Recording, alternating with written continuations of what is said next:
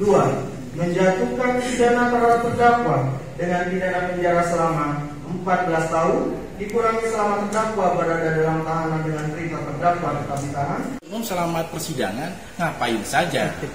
Jangan hanya duduk manis ketika tuntutan dia hanya bisanya menuntut.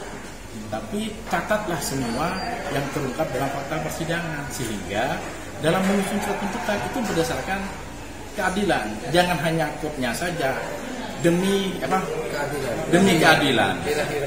Irahnya kan begitu. Demi keadilannya betul-betul diterapkan. Jangan sampai demi keadilannya demi kepentingan dirinya sendiri gitu loh. Kasihan orang yang besar silahkan dihukum 15 tahun penjara, maaf. Jadi setelah kami baca barusan, ternyata saksi-saksi yang terungkap dalam fakta persidangan keterangannya tidak termuat seluruhnya. Hal-hal yang menguntungkan bagi terdakwa tidak dimasukkan. Padahal jaksa penuntut umum hadir ke persidangan ini tidak semata-mata harus menghukum terdakwa, tapi tugasnya memang mencari kesalahan terdakwa. Akan tetapi seharusnya di dalam persidangan ini fair.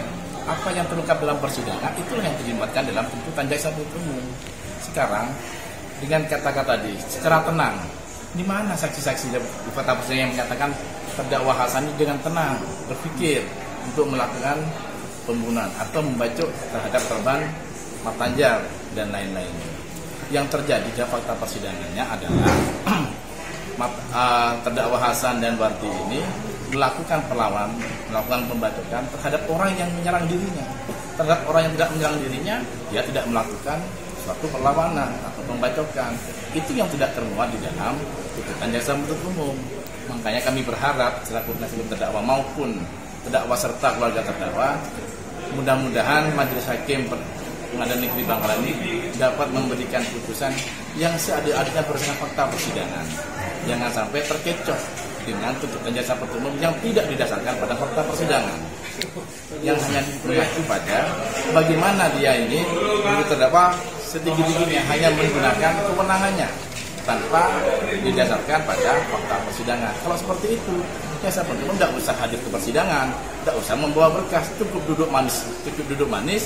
Setelah tuntutan dituntutlah setinggi-tingginya sesuai dengan apa yang dia miliki kewenangannya. Tapi kan maknanya sebenarnya kan bukan seperti itu. Nah, kami berharap terkait dengan tuntutan jaksa penuntut umum tadi, kami akan menyusun nota pembelaan, akan dikupas semuanya sesuai dengan fakta yang terungkap dalam persidangan. Suasana haru seketika tersaji memenuhi ruang sidang setelah jaksa penuntut umum merampungkan pembacaan tuntutan terhadap dua terdakwa kasus Carok, Hasan Basri dan Muhammad Wardi di Pengadilan Negeri Bangkalan pada Selasa 23 Juli 2024. Hasan dituntut pidana penjara selama 15 tahun, sementara Wardi dituntut pidana penjara 14 tahun. Mendengar tuntutan itu, kedua terdakwa yang tak lain adalah kakak adik berupaya tetap tegar. Namun kesedihan mendalam tergambar jelas dari wajah keduanya. Dengan bola mata tampak berkaca-kaca karena menahan isak tangis, Hasan dan Wardi satu persatu memeluk para pengacara serta sanak saudara saat keduanya berjalan meninggalkan ruang sidang. Beberapa menit sebelumnya, JPU Anjar Purwosasongko dalam membacakan tuntutannya supaya Majelis Hakim PN Bangkalan yang memeriksa dan mengadili perkara ini menyatakan Hasan Basri bersalah melakukan tindak pidana sebagai yang melakukan pembunuhan dengan rencana terlebih dahulu. Melalui para kuasa hukumnya, kedua terdakwa Hasan dan Wardi mengajukan pledoi atau nota pembelaan atas tuntutan JPU. Sedang pembacaan nota pembelaan akan digelar pada Senin 29 Juli 2024 mendatang. Bagaimana yang telah dijadwalkan Ketua Majelis Hakim sekaligus Ketua PN Bangkalan Ernila Widikartika. Peristiwa Carok tersebut terjadi pada 12 Januari 2024 malam sekitar pukul 19.00 WIB. Beberapa menit kemudian video-video peristiwa Carok beredar masif di media sosial mulai Jumat malam sekitar pukul 19.45 WIB.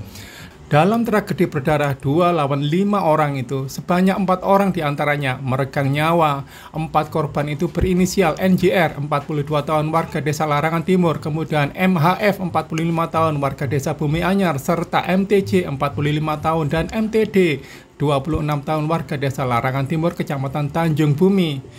2 nama korban terakhir berstatus sebagai kakak beradik. Download Tribun X sekarang. Menghadirkan lokal menjadi Indonesia.